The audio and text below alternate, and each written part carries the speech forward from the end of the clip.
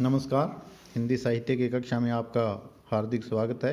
आज हम स्नातक द्वितीय वर्ष के लिए गद्य की विधाओं का अध्ययन कर रहे हैं और इसी क्रम में आज हम अध्ययन करते हैं अगली विधाओं का।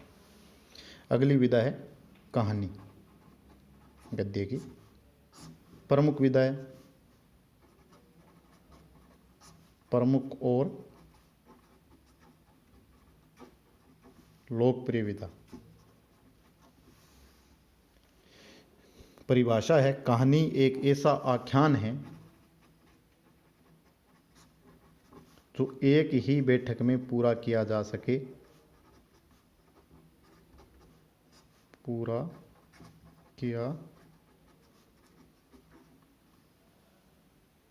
जा सके और पाठक पर प्रभाव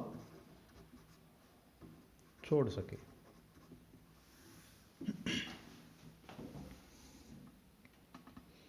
कहानी के तत्वों की बात करते हैं तो सबसे पहले है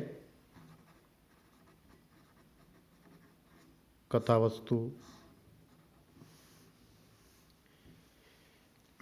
कथा वस्तु का अर्थ है कथा में वर्णित घटना। कहानी में कथा वस्तु संक्षिप्त होती है। कथा के विस्तार के लिए हमें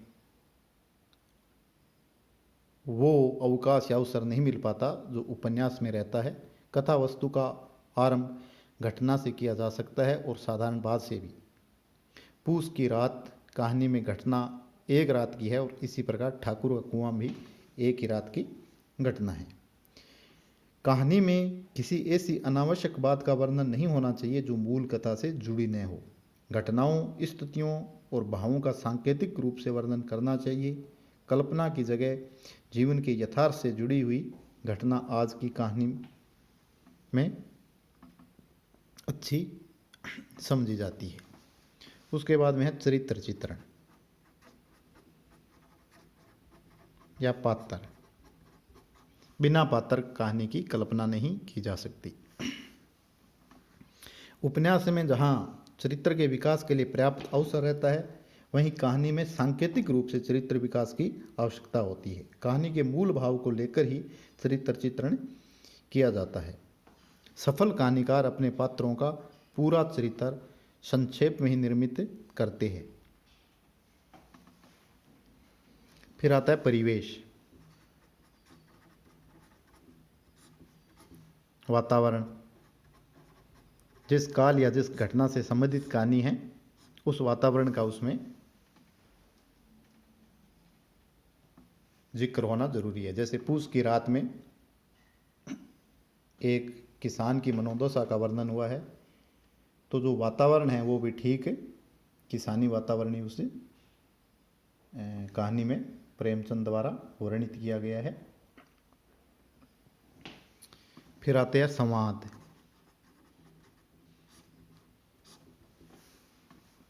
कहानी में पात्र आपस में जो बातचीत करते हैं उन्हें संवाद कहते हैं। संवादों से कहानी आगे बढ़ती है। उसने कहा था, कहानी है एक चंद्रधर शर्मा गुलेरी की लिखी 1915 में। उसने कहा था, मैं कहीं कहीं वार्तालाप ही कहानी को आगे बढ़ाते हैं। सफल कहानीकार पात्रों के अनुकूल संवादों का आयोजन करता है। भाषा। भाषा हमेशा पात्रानुकूल और प्रसंगानुकूल होती है। फिर है इसका उद्देश्य क्या है या प्रतिपाद्य। हर कहानीकार कहानी लिखने के पीछे एक उद्देश्य निर्मित करता है।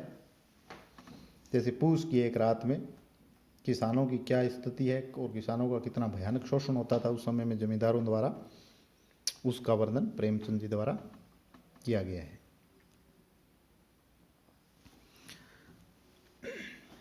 अब एक बार दोनों में अंतर देख लेते हैं अपने। उपन्यास और कहानी में क्या अंतर है। आकार बड़ा, कहानी का आकार छोटा होता है। जीवन का, उपन्यास में जीवन का व्यापक चित्रण,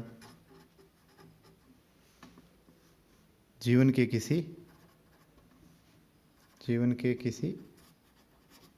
एक ही पक्ष का चित्रण। कहानी में क्या है? जीवन के किसी एक ही पक्ष का। पात्राओं की संख्या अधिक,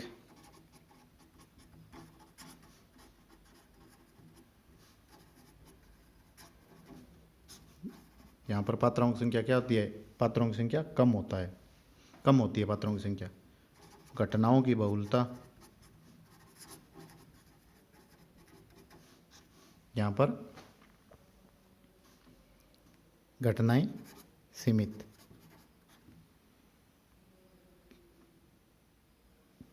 ये इसमें प्रमुख अंतर है उपन्यास और कहानी।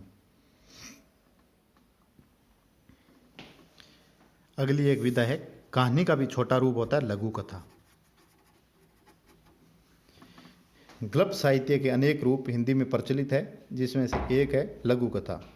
ऊपर से देखने पर लघु कथा शॉर्ट स्टोरी का अनुवाद प्रतीत होता है, पर हिंदी लघु कथा से वही ध्वनि नहीं निकलती जो अंग्रेजी के शॉर्ट स्टोरी से निकलती है। लघु कथा हिंदी साहित्य की आधुनिक विधा है और लघु कथा की विशेषता को समझने के लिए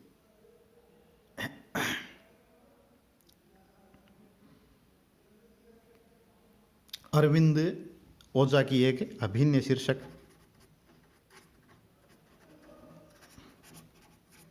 की लघु कथा है। लघु कथा कहानी से काफी छोटी होती है, लेकिन इसका प्रभाव पाठक पर प्रभाव बड़ा अच्छा पड़ता है।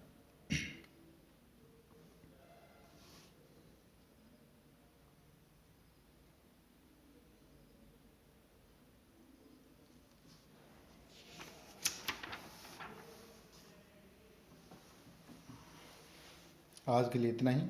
धन्यवाद।